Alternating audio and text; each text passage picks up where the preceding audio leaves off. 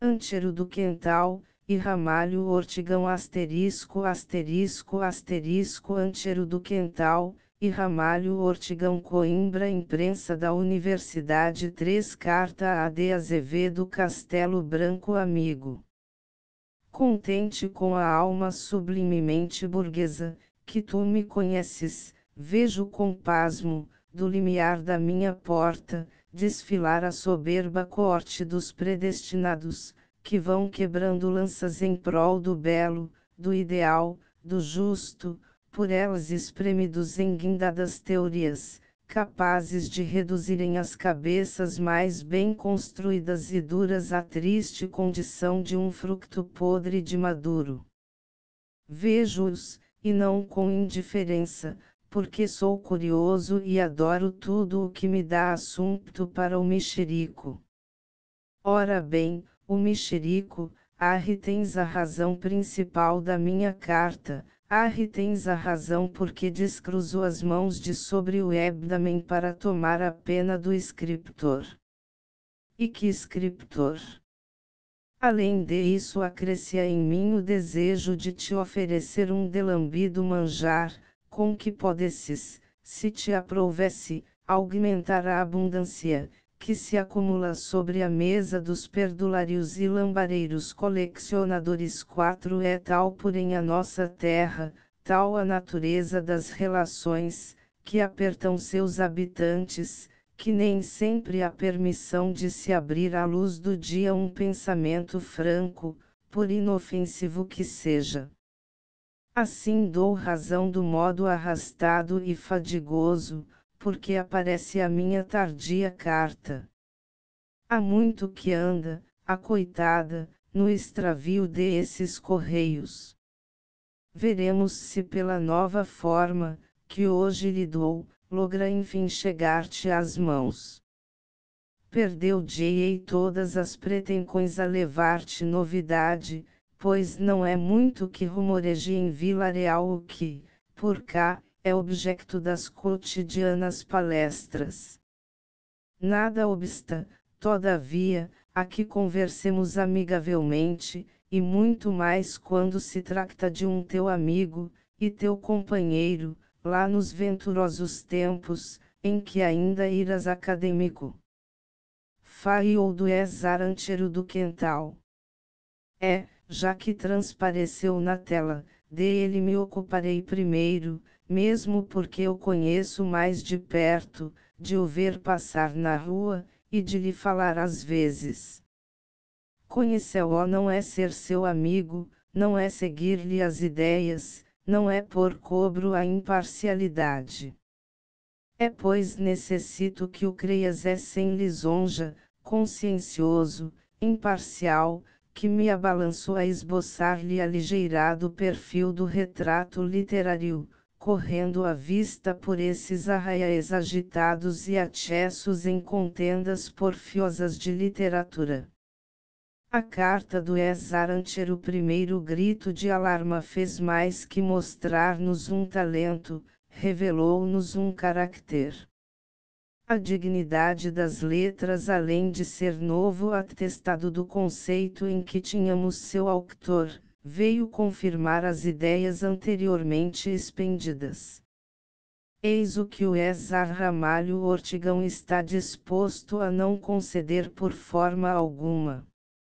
Eu conhecia este escritor portuense por um retrato grosseiro, traçado por alguns malquerentes, de que nunca se livrou o homem mais cauteloso, uma vez que tomou para si a missão de julgar das coisas a seu bel prazer, com franqueza ou sem ela, sem curar muito em se adequar ao gosto e sabor das multidões.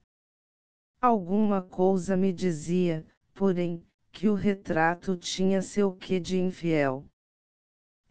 Com efeito, o escrito, que hoje me veio à mão, acabou de me desenganar. O pequeno folheto do Ortigão, pequeníssimo para o grande título, que o dá cura, porque se chama literatura de hoje, é um como espelho em que se não perde, me parece, uma feição do autor. Ele mesmo mostra deseja-o, porque dá relevo, com frequência e não sem cálculo, à sua individualidade, como se lhe pesasse deixá-o nas sombras do quadro. É o homem das cidades, que se vai sentar, com o seu charuto, em frente do confortativo fogão com a pachorra de um sibarita, ancho como um professor, que legisla do cimo da sua poltrona o despotismo da palmatoria, terror dos meninos, que não sabem a lição. Na linguagem é, a meu ver, perfeito. Não cede livre curso à imaginação para não atropelar o bom senso, nem, tampouco, rebaixa a dignidade de escritor à grosseria de termos plebeus. Suas irônias e sarcasmos são, por assim dizer, aristocraticamente petulantes e azedos. A palavra aparece rigorosa, e sem esforço, a evocação da ideia sugerida. E não é fácil entrever-lhe brecha por onde possa infiltrar-se algum travor do ridículo. Todavia fica a gente desconsolada por ver manchado todo esse asseado composto na sórdida pobreza de verdade. Que me não queira mal pela sinceridade. É a minha única arma. Veremos se saberei dar-lhe, com ela, plena satisfação em boas razões, boas ou más, consoante as tenho. Mas, antes de ir mais longe, quero prevenir-te, meu castelo branco, de que não sou tão presumptuoso, que os criticar. Havia de fazer-o se soubesse. Assim, venho simplesmente fazer-te a inocente declaração do modo como avalio o scripto do César Ortigão em face dos scriptos do César Antero 6 Este, disse eu, que, na sua carta, productora desses alvorotos revidos e imputuntes, oferecerá à luz do dia o fiel traslado do seu caráter. E quem deixará de ver do tumultuar harmonioso de aquela magnífica frase, naquela prosa eloquente, a declaração de íntimas convicções, depuradas, pelo fogo da imaginação, num estudo aturado, sírio e refletido. O César Antero tem alguma coisa da inflexível virtude do homem primitivo, que não cai bem no ambiente, saturado de artifício e de impostura, em que vivemos. Vê até longe, pela inteligência, os vícios e as degradações súteis, e quer passar pelo meio deles impoluto, com a mão na consciência, despreocupado das glórias do mundo, sempre austero e sóbrio. Sente, e diz o que sente numa linguagem toda de alma, sem se importar com o agrado ou desagrado do César Ortigão. Bem ou mal acolhido nada parece ter com isso. Olha mais a dignidade do homem do que a cheura ostentação do literato. Isso, porém, está longe de significar que saiba tragar um insulto com evangélica paciência. Irritem-os os homens e os escritores. Não digo que não seja falsa a minha apreciação. Se for, desde já rejeito o aforismo bem sabido de todos: o estilo é o homem. Mais um arredondamento e um colorido nas feições, e podemos segui-los no combate. O scripto do César Ortigão constitui uma galeria, enriquecida de retratos, que o autor intenta caricaturar, esquadrinhando laseiras ou disformidades onde são perfeitas as formas, e velando chagas onde elas são manifestas. Tem um modo seguro e dogmático de dizer as coisas, que enrodilha e leva a imaginação descuidada na sinuosa compostura de bem jogadas palavras, dispostas com critério um tanto acima do ordinário, e também com não ordinária e decidida má-fé. desagradou-me, e desagradaria a todos. 7. A crueza sarcástica com que assedia o César Castilho, que, de qualquer maneira que o apreciemos, seja ele como for, quaisquer que sejam as suas intenções, merece ser venerado pelos vastíssimos conhecimentos adquiridos em tantos anos de estudo e, em parte, patenteados numa prosa, que ninguém excedeu ainda, ou mesmo, e principalmente, pelas traduções, que o César Ortigão menospreza, e que, todavia, são tesouros de riqueza para uma língua, e modelos preciosos para os que aprendem.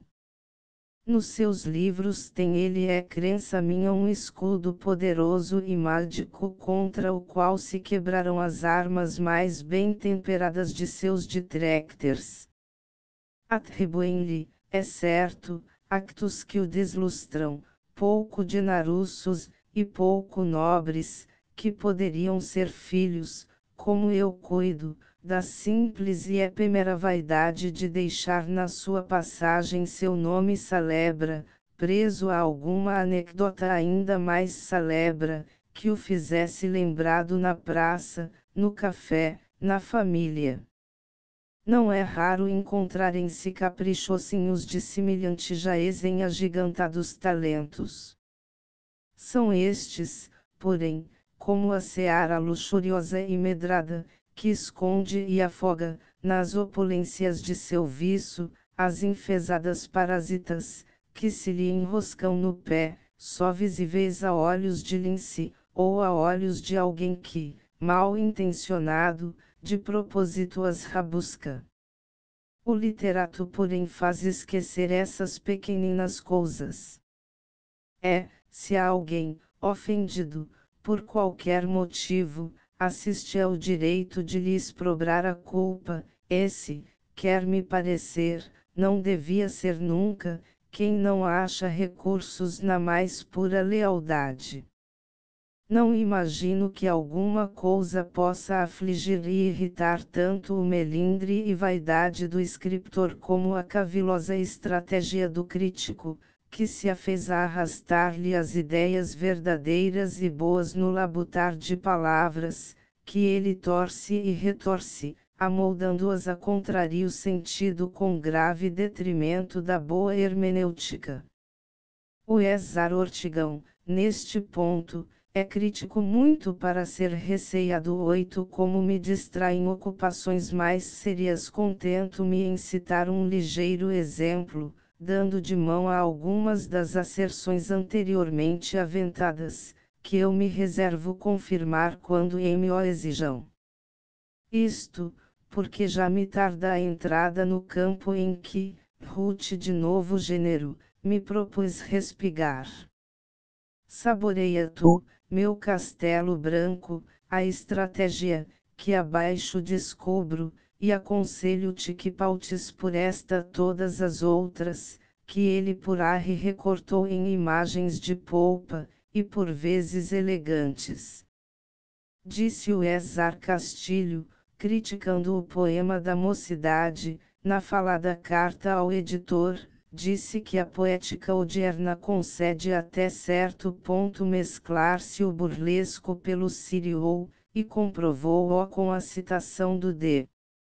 João de Byron, do Diablo o mundo de Espronceda, etc., acrescentando, em remate, que ao poeta, em questão, o César Chagas, não convinha imitá-los. Isto a propósito de certas desgraciadas e tronescas concepções, desenvolvidas em versos chocarreiros e unctuosos no malaventurado poema de supradicto poeta. Nada mais justo, e mais para se louvar, do que a delicada solicitude de mestre e de amigo com que o César Castilho repreende sem ofender. E queres saber a conclusão tirada pelo César Ortigão? Brada que não pode ser aquilo tomado a sério, ou que o César Castilho zombava quando tal disse, e, muito mais, porque, decorridas poucas linhas, elogia aqueles versos tristes, que dizem que as folhas secas caiam com leve bulha no chão, versos comparados a outros versos tristes de Millevoye. E prossegue clamando que a autoridade deste moço, de inteligência queissa e epemera, é cruelmente anteposta ao novo exemplo dos gigantes, que reformaram as literaturas de Espanha, Inglaterra e França. Como se engana o César Ortigão! E como é para lastimar que a sua espiritada inteligência se demore nestes sofismazinhos e cholares. O César Castilho não denota, numa palavra sequer, preferência a Millevoye. Nem ao menos o compara com Byron, Espronceda, etc. O que ele faz é aconselhar cortesmente o César Chagas a deixar o infatuado e infantil intento de seguir as pisadas de Byron. Aconselha-o como a prudência aconselharia o temerário Ícaro da fábula a não se avizinhar do sol, se estimava em alguma coisa a tolíssima existência e as pobres asas de cera. E já assim não acontece com Millevoye, que o próprio esmiuçador portuense confessa, sem quebranto da história, que era dotado de queissa e epemera inteligência, e que portanto podia, com um pouco de exagero, ser apontado como norma, e servir mesmo de confronto ao César Chagas, que, apesar do afamado poema, tenho para mim que lhe não falta merecimento. É por outra forma mais lisa, mais portuguesa, mais nobre, que o César Antero encara na sua carta o chamado príncipe dos nossos poetas. Arrebatou-me aquela linguagem austera e verdadeira. Digo verdadeira, porque é sentida e franca, e não, de certo, porque o meu humilíssimo entendimento os partilhar tesou semelhantes ideias. Apareceu o atleta como era desejado, à maneira dos típicos lutadores da estatuaria grega, apareceu descoberto e desassombrado, porque vinha forte nas suas convicções. O César Ortigão também apareceu, mais prudente de certo, mas bem mais astuto e agressivo. Pediu forças laisas e combateu, afagando os antagonistas, conduzindo-os por comoros de flores para os presentear com envenenados buquês. Onde estão as forças laisas? Vejamos 10 fis por definir os contendores. Agora vamos vê-los em campo. Confessa o César Ortigão que, apenas obtida a carta do César Antero, a folheara goloso e assorado, e que começará a leu-a pelo fim. Causou-lhe profunda mágoa, diz ele, ver frases insultuosas e provocadoras. E continua em estilo de Dom Cavaleiro, provocador e insultuoso, que não tem dúvida em se arriscar no dissaborido jogo da tapona, contanto que, antes de isso, o deixem tornear períodos de simpática energia. A mim pasmou-me tanto o novo modo de argumentar, que por pouco não deixava passar a desgraçada contradição em que o nosso crítico se precipitara. Engalfinhado no pérfido desfecho da carta, e vencido da justa cólera, que assalta as almas generosas em lances tes, esqueceu-se por força de que esse desfecho não é mais do que uma lógica e necessária dedução dos princípios largamente expostos antes, princípios, que permaneceram inabaláveis, embora a pesada indignação do César Ramalho lançasse pelos ares, esfacelada, a malaventurada conclusão. E permaneceram inabaláveis, porque ele, longe de os destruir pela raiz, perfilhara-os no seu folheto. Uma vez provado que o ilustre crítico lavrou, à sua parte, títulos de fútil, desonesto e tonto ao exímio poeta dos ciúmes do bardo, mais digno por certo de respeito e acatamento, a de admitir-me sem contestação, a não intervir algum desmoronamento no intelecto nominal, que também o não admira, nem respeita, nem estima, que está plenamente de acordo com o ex-arancheiro, que se contradisse enfim. Mas, para que o aranzel não vá de longo fastidioso, convido-te, meu paciente Castelo Branco, a abrir o folheto, que se intitula Literatura de Hoje. Tu me dirás se pode levar-se a sério ou que um homem, que preza sua boa nomeada, não tema expor ao confronto 11 as insultuosas, empeçonhadas e, ao mesmo tempo, divertidas páginas, que se referem ao Ezar Castilho, com a página 36, retesada de nobre e dramática indignação com que o autor se desmente a si próprio, condenando nos outros o mesmo, que ele acaba de praticar, não generosa e varonilmente, mas com a covardia do escárnio, rebuçado em espírito, que, oriundo das bandas de além dos Pirineus, gastou nos píncaros da cordilheira, quando a transpunha, frescura, suco e odor. Pois lá, na boa sociedade, de que nos dá notícias, será uso falar-se a linguagem do ridículo e do escárnio a não ser com um fútil e estonteado Pois faz-se espírito à custa do homem, a quem depois se lavra diploma de honesto e grave 2. Pois consente-se ao primeiro, que passa, a petulância de repreender com arrogante denodo o poeta, o talento, o grande homem, que, mais além, se reconhece digno das honras do Capitólio ou 3. Ou é muito extravagante a tal boa sociedade, ou esses está perfeitamente concorde com o ex-arancheiro, e deve-lhe satisfação da afronta, caso LHA não tenha já dado. O que vale é serem estas coisas não a expressão de um arraigado pensamento mas, apenas, um culto prestado às pampos do estilo. Abria-se-me agora o de as imitar, blasonando contra a natureza humana em geral, e, especificando, contra a natureza do Ezar Ortigão.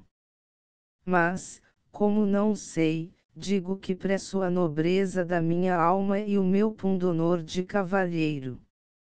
E fica dissimulada a imperícia. Assim vai tudo. O que realmente me parece digno de notar-se é que 12 chafurdando em contradições, tenha ainda fôlego o Ezar Ortigão para as esmerilhar nos outros. Atropelando desabridamente cortesia e conveniências começa ele, em termos raivosos e impertigados, a explicar os motivos que levaram o ex-arancheiro a louvar no opúsculo Dignidade das Letras o drama Camões do Ezar Castilho, que anteriormente, na carta, lhe tinha espezinhado, com todas as obras, em verdadeiro furor de iconoclasta. Com um pouco menos de apaixonado seria outra e mais decorosa a explicação. Não concebo a crítica sem reflexão e boa-fé. Quem poder dispor de essas indispensáveis condições leia a carta Bom Senso e Bom Gosto, leia o opúsculo, e confronte-os, depois de compulsados em separado. Então verá que nem há sombras de contradição. O ex-arancheiro entendeu que estávamos na idade de sacudir tutelas opressivas, e disse animando a revolta. Se fez bem ou mal nada tenho com isso. Na dicta revolta mediu a santidade do ídolo ou pelos milagres feitos, pelas obras, que lhe formavam o pedestal, e não colheu senão algaravia, estonteamento, banalidade, ninharia, palavras compridas, que deviam de assanhar filantrópicos brios. Mas isto, visto assim sinteticamente, em grande, não quer dizer que não houvesse possibilidade de descobrir-se pela análise uma formosa baga de ouro num monte de pedregulho, um lado fresco e saboroso num pomo de sorado. No caso presente havia essa possibilidade, e tanto é certo, que o Esarantero no seu segundo scripto, mais propenso à análise, fez lisonjeira e especial menção do drama Camões, que no primeiro tinha sido condenado de envolta com a generalidade. Considerou-o no que ele é, e não curou de indagar, como parece, se seria ou não seria original. Ora nisto subiu de ponto a infelicidade do Esar Ortigão 13 e o drama Camões diz ele é uma simples versão em que o Tradactar se apartou do original unicamente para lhe interpolar um alto, etc. E servi-se de este artifício para fazer cair em falso os elogios, prodigalizados ao livro. Mas, admitida tão arrojada proposição, a contradição, a censurada contradição, nem sequer fica sendo aparente, porque de todas as obras, que correm mundo com o nome do celebrado cantor da primavera, foi exatamente essa, que lhe não pertence, a que alcançou os elogios. A ser como o Esar Ortigão assegura, a que vem aqui a palavra contradição. O elogio era então, quando muito, um medido sarcasmo. Se assim o interpretou o ilustre crítico, que nome inventaremos para o fazedor de tão desasadas e feias piruetas na corda bamba de sua adultadora fantasia? Vejo-me obrigado a rematar em poucas palavras para não ser surpreendido pela madrugada no vergonhoso rabusco de matérias, que tenho condão de fazer saltar aventesmas do mais perfeito interior do meu crânio. Vou pois concluir numa ligeira consideração. Alcunha-se geralmente de abstrusa, por esse douto pes, a forma adoptada na escritura pelos poucos mancebos, que tiveram o mau cestro de se fazerem literatos em Coimbra. O Esar Teófilo Braga, que, pelos danos do seu brilhante e vigorosíssimo talento, obteria hoje, com os seus 20 anos, um dos mais nobres lougers nos próprios países, como França e Alemanha, em que as artes e as ciências constituem uma verdadeira religião, tem sido dos mais teimosamente mordidos. Tem sido alcunhado de abstruso e arrevezado por Queissa e todos os que sabem emporcalhar com férites de tinta qualquer branca mortalha de cigarro. Que a dextra de um príncipe se acoste à ânfora de ouro, perdida em escamas de esmeraldas e outras pedras preciosas, com a impossível e picaresca tensão de nela sepultar e arrefecer 14 os ímpetos da milagrosa ebulição de ideias, que, alimentada pelo fogo sagrado do gênio, jorra da mente do poeta, pode consentir ao sistema nervoso, mas, que a mão gretada de rabugentos chanfaneiros apegar-se, para o mesmo fim, a gordurenta panela de barro vil, é de acordar estremeções e gritos de lastima. Porque o frágil instrumento, estalando em estilhaços, há de esculpir por força no rosto do sacrílego unctuoso negrume dos 1000 fragmentos. O dó substitui a ira nos que veem. Não suponho inútil declarar que não vai haver alusão a determinada pessoa. É outra, mais augusta, a missão da imprensa. Condemnemos, como diria um orador parlamentar, que eu conheço, condemnemos as panelas, com toda a sua garridice, a um ostracismo literário. Desterremo-as para local, que lhe seja próprio. E levante-se mão de isto por uma vez. A nebulosidade, quanto a mim, se é repreensível na prosa em geral, tolera-se todavia naquele aqui, a laia de certas concepções de Edarquine, reveste grandes pensamentos. É, em certo gênero de poesia, quer-me parecer que até se torna necessária. Dante, Goethe, Hugo e mil outros, cujos nomes posso aprender em qualquer catálogo de livreiro, não são sempre acessíveis à simples intuição do belo, que é, ignita em todas as almas bem formadas. 4. Se as palavras abstruso, extravagante, que se catrafilassem ao nome de cada escritor fossem uma reprovação, grandes reputações teriam de mergulhar no esquecimento.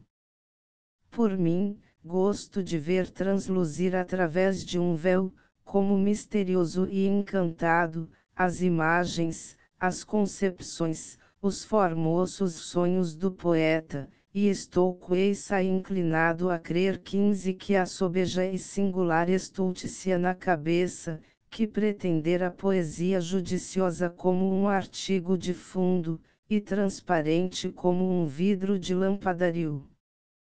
M. Magnin nas suas causeries literárias prova, baseado em estudos psicológicos, que a natureza da poesia, no momento de sua manifestação, est dietrifolio, tu almoins, de eli paraitri como ele mesmo diz. Racine, o próprio Racine fala M. Magnin antes de suas audaciosas sublimidades virem a ser, com o tempo, a linguagem da razão, não se salvou da denominação de extravagante, que os espíritos prosaicos lhe davam prodigamente, nem, tampouco, dos acerbos remoques dos que se persuadiam oráculos do bom senso e do bom gosto. Não sei se isto terá todo o cabimento no caso presente. A tua opinião, Castelo Branco? Eu, se pudesse ter opinião, havia de aproveitá-la para me chegar a convencer de que estou com jeitos de escorregar nos lanços dos braços do somnífero Deus.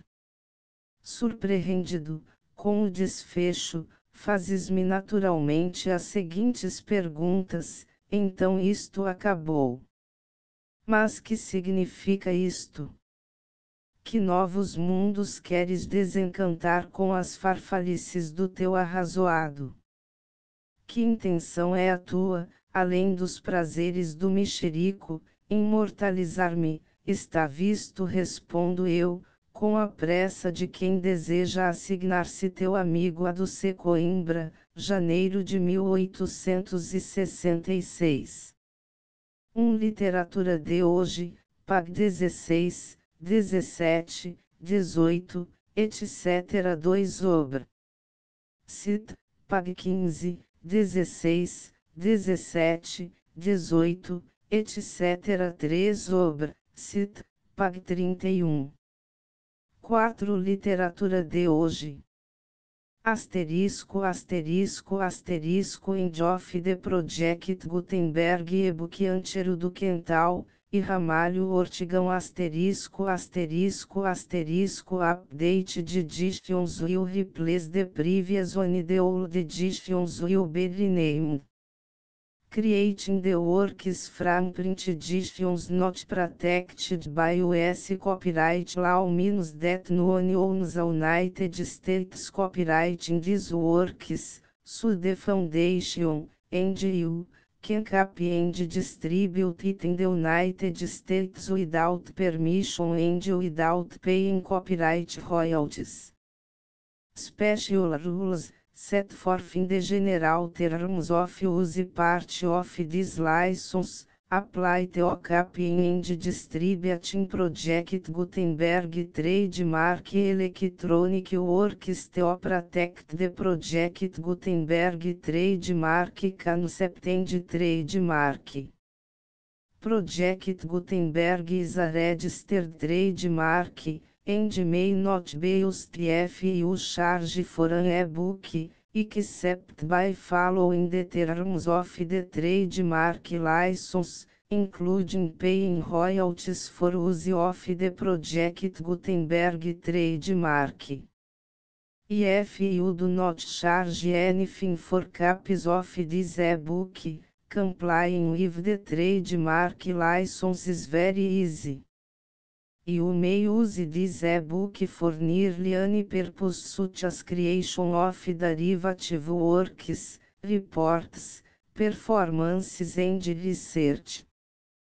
Project Gutenberg e-books may be modified and printed and given away. You may do practically anything in the United States with e-books not protected by US copyright law.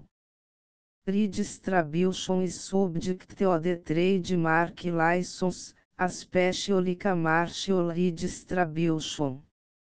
Start, full license. The full Project Gutenberg license please read this before you distribute or use this work to protect the Project Gutenberg trademark mission of promoting the free distribution of electronic works, by use or distributing this work, or any other work associated in any way with the phrase Project Gutenberg. You agree to comply with all the terms of the full Project Gutenberg trademark license available with this file or online at www.gutenberg.org/license.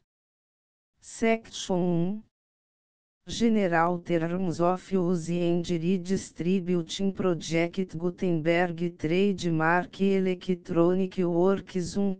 By reading or use any part of this Project Gutenberg Trademark Electronic Work, you indicate that you have read, understand, agree to and accept all the terms of this license and intellectual property, trademark/copyright, agreement.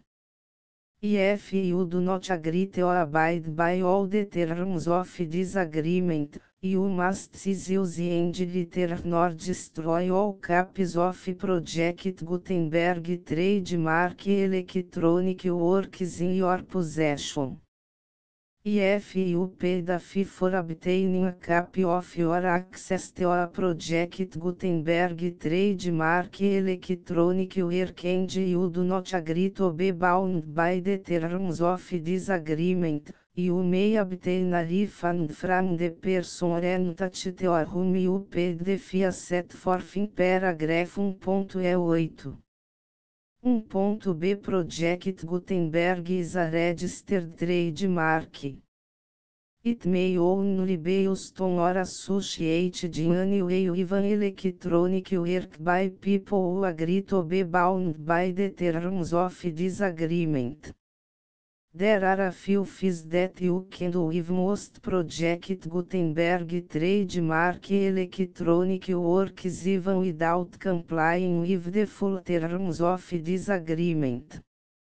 See paragraph 1.c below. There are a lot of fees you can do with Project Gutenberg trademark electronic works if you follow the terms of this agreement and help preserve free future access to Project Gutenberg trademark electronic works. See paragraph 1.i below. 1c. The Project Gutenberg Literary Archive Foundation, the Foundation or PGLF, owns a compilation copyright in the collection of Project Gutenberg trademark electronic works. Nearly all the individual works in the collection are in the public domain in the United States. If a individual works unprotected by copyright law in the United States and you are located in the United States, we do not claim a right to prevent you from copying, distributing, performing, displaying or creating derivative works based on the work as long as all references to Project Gutenberg are removed. Of course, we hope that you will support the Project Gutenberg trademark mission of promoting free access to electronic works by freely sharing Project Gutenberg trademark works in compliance with the terms of this agreement for keep the Project Gutenberg trademark name associated with the work. You can easily comply with the terms of this agreement by keep this work in the same format with its attached full Project Gutenberg trademark license when you share it without charge with others. 1.d. The copyright laws of the place where you are located also govern what you can do with this work. Copyright laws in most countries are in a constant state of change. If you are outside the United States, check the laws of your country in addition to the terms of this agreement before downloading, copying, displaying, performing, distributing or creating derivative works based on this work or any other Project Gutenberg trademark work. The Foundation makes no representations concerning the copyright status of any work in any country other than the United States.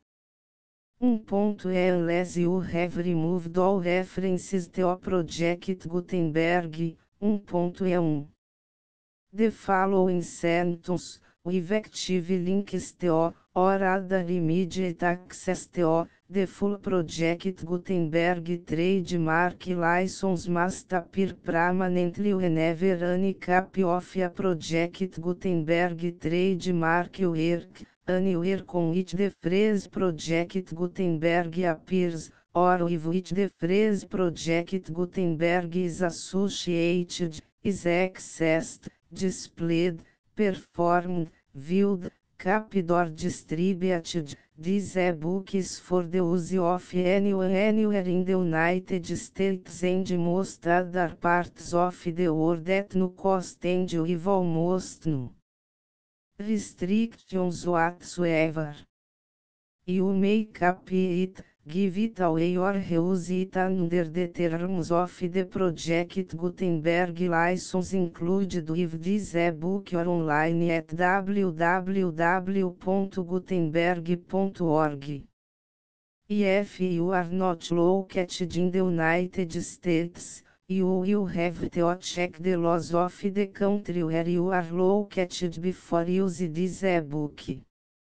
1.e2. If a individual Project Gutenberg trademark electronic works derived from texts not protected by US copyright law, does not contain a notice indicating that it is posted with permission of the copyright holder, the work can be copied and distributed to anyone in the United States without paying any fees or charges.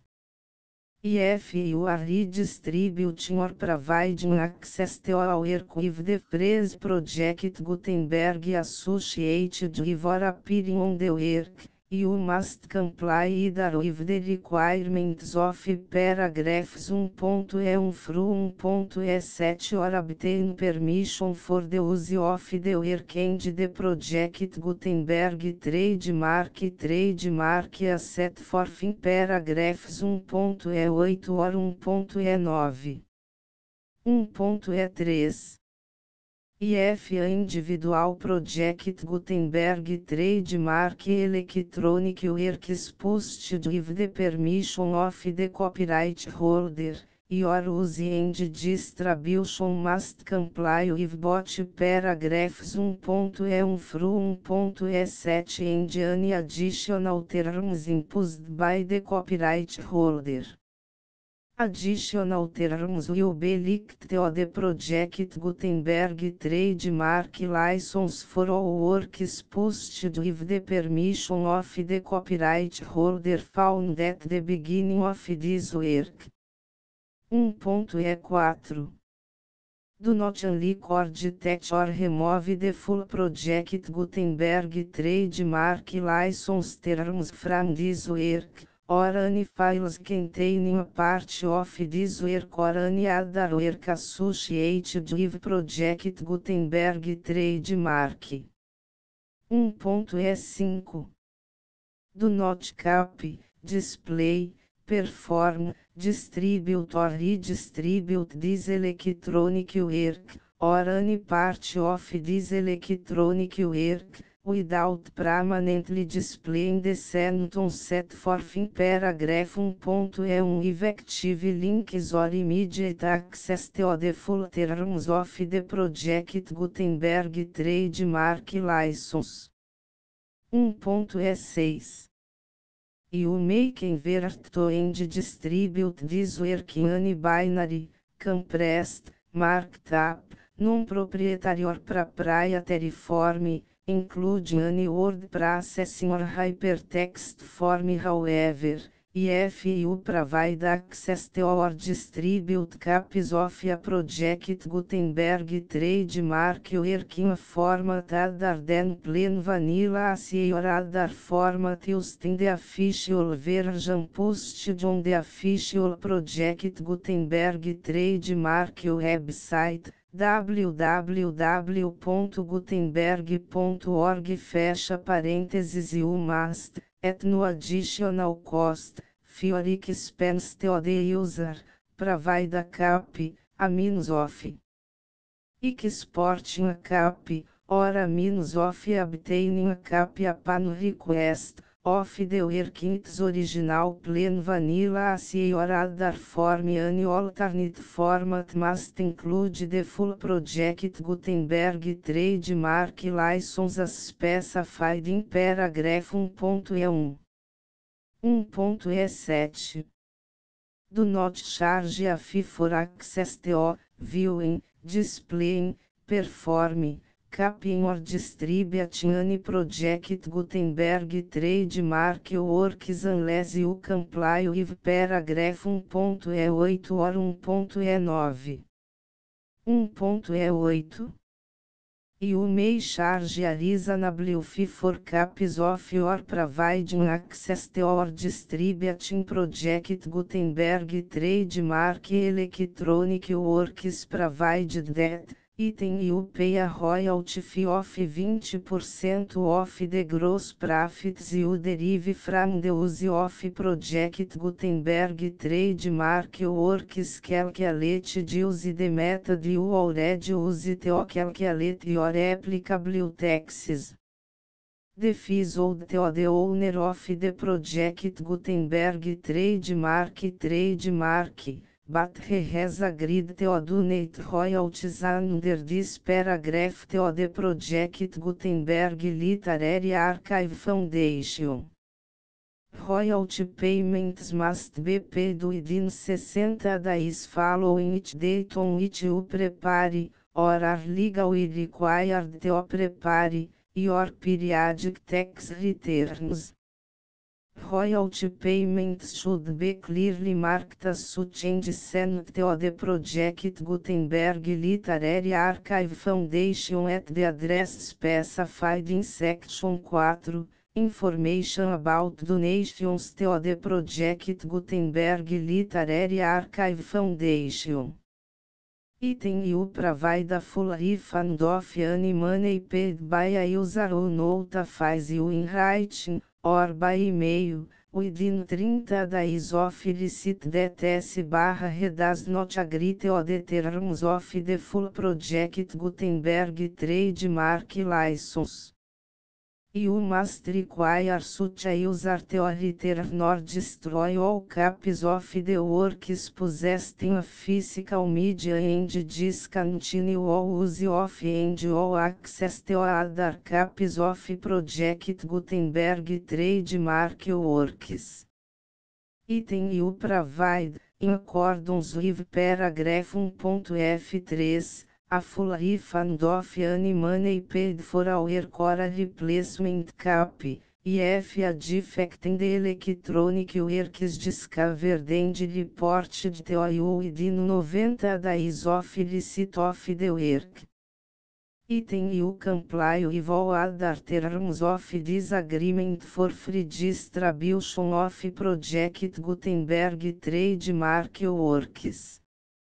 1.E9 If you wish to charge a fee or distribute a Project Gutenberg trademark electronic work or group of works on different terms than are set forth in this agreement, you must obtain permission in writing from the Project Gutenberg Literary Archive Foundation, the manager of the Project Gutenberg trademark. Contact the foundation as set forth in section 3 below. 1.f1.f1 Project Gutenberg volunteers and employees expend considerable effort to identify, do copyright research on, transcribe and proofread works not protected by US copyright law in creating the Project Gutenberg trademark collection. Despite these efforts, Project Gutenberg trademark electronic works, and the media on which they may be stored, may contain defects such as, but not limited to, incomplete, inaccurate or corrupt data, transcription errors, a copyright or other intellectual property infringement, a defective or damaged disk or other medium, a computer virus, or computer codes that damage or cannot be read by your equipment. 1.f2 Limited warranty, disclaimer of damages, except for the right of replacement or refund described in paragraph 1.f3, the Project Gutenberg Literary Archive Foundation, the owner of the Project Gutenberg trademark, and any other party distributing a Project Gutenberg trademark electronic work under this agreement, disclaim all liability to you for damages, costs and expenses, including legal fees. You agree that you have no remedies for negligence, strict liability, breach of warranty or breach of contract except as provided in paragraph 1.f3. You agree that the foundation, the trademark owner, and any distributor under this agreement will not be liable to you for actual, direct, indirect, consequential, punitive or incidental damages even if you give notice of the possibility of such damage. 1.f3 Limited right of replacement or refund, if you discover a defect in this electronic work within 90 days of receive it, you can receive a refund of the money, if any, you paid for it by sending a written explanation to the person you received the work from. If you received the work on a physical medium, you must return the medium with your written explanation. The person or entity that provided you with the defective work may elect to provide a replacement copy in lieu of a refund. If you received the work electronically, the person or entity providing it you may choose to give you a second opportunity to receive the work electronically in lieu of a refund. If the second cap is also defective, you may demand a refund in writing without further opportunities to fix the problem. 1.F4 Except for the limited right of replacement or refund set forth in paragraph 1.F3, this work is provided to users, with no other warranties of any kind, express or implied, including but not limited to warranties of merchantability or fitness for any purpose. 1.F5 Some states do not allow disclaimers of certain implied warranties or the exclusion or limitation of certain types of damages. If any disclaimer or limitation set forth in this agreement violates the law of the state applicable to this agreement, the agreement shall be interpreted to make the maximum disclaimer or limitation permitted by the applicable state law. The invalidity or unenforceability of any provision of this agreement shall not void the remaining provisions. 1.F6 Indemnity, you agree to indemnify and hold the foundation, the trademark owner, any agent or employee of the foundation, anyone providing copies of Project Gutenberg trademark electronic works in accordance with this agreement, and any volunteers associated with the production, promotion and distribution of Project Gutenberg trademark electronic works, harmless from all liability, costs and expenses, including legal fees, that arise directly or indirectly from any of the following which would or cause to occur. A. Distribution of this or any Project Gutenberg trademark work. B. Alteration, modification, or additions or deletions to any Project Gutenberg trademark work, and C. Any defect you cause. Section 2.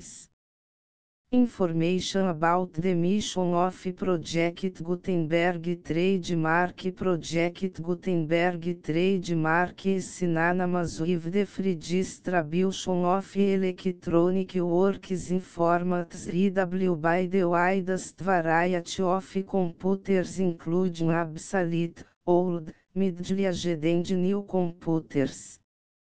It exists because of the efforts of hundreds of volunteers and donations from people in all walks of life.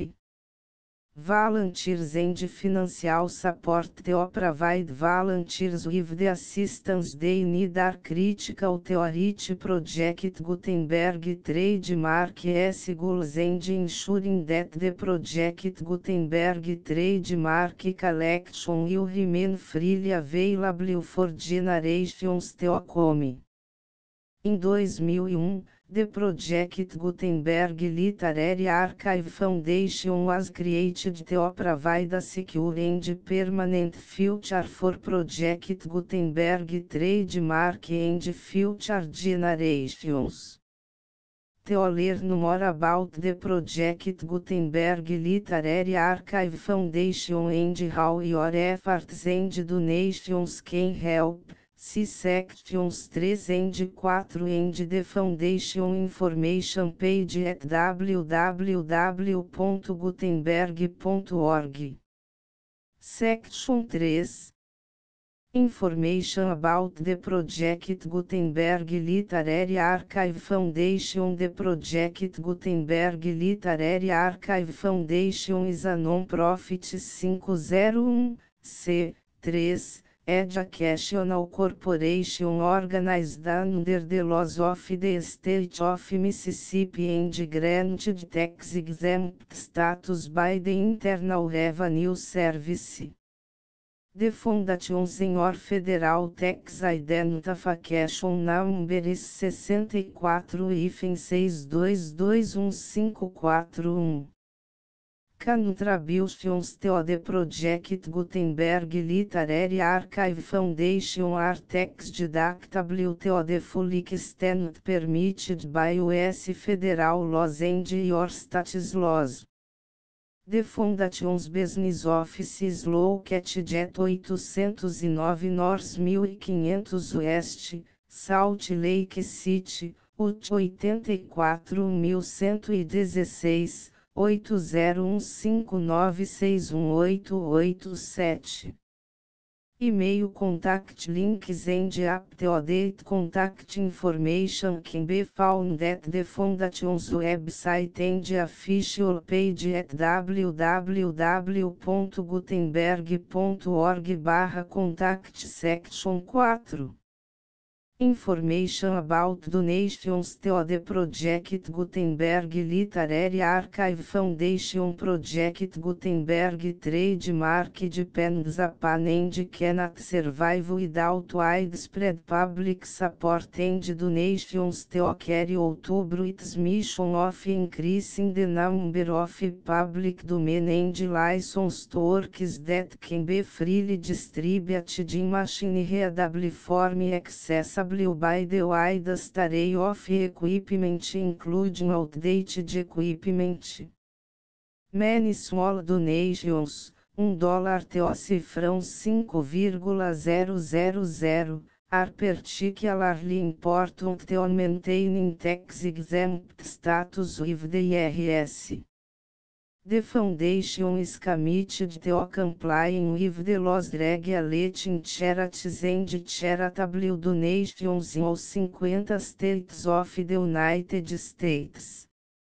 Compliance requirements are not uniform and it takes a considerable effort, much paperwork and many fees to meet and keep up with these requirements.